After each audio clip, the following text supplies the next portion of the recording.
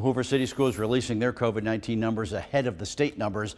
In the last week, 726 positive cases reported in Hoover, 623 students, 103 employees. The week before, Hoover had 521 positive cases district-wide.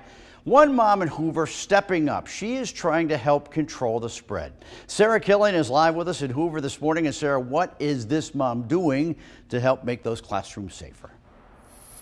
Well, Rick, Kate Davis, she has a son here in Hoover City Schools, and she says that one of the keys to making sure that his classroom and other classrooms stay safe is through clean air. That's why she purchased a HEPA unit for her son's classroom, and now she started a fundraiser to purchase those HEPA units for other classrooms here in Hoover.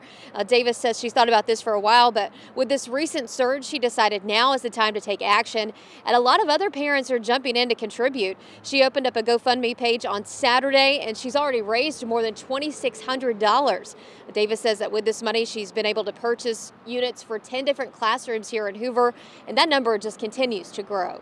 The teachers are definitely appreciative.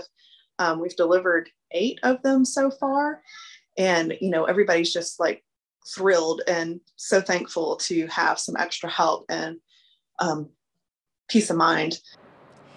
Davis says that she has teachers and parents approaching her about getting one of these HEPA units. Right now, she has more than 24 teachers on her list to purchase those units for. She says right now she is working to purchase those units and deliver them as quickly as possible.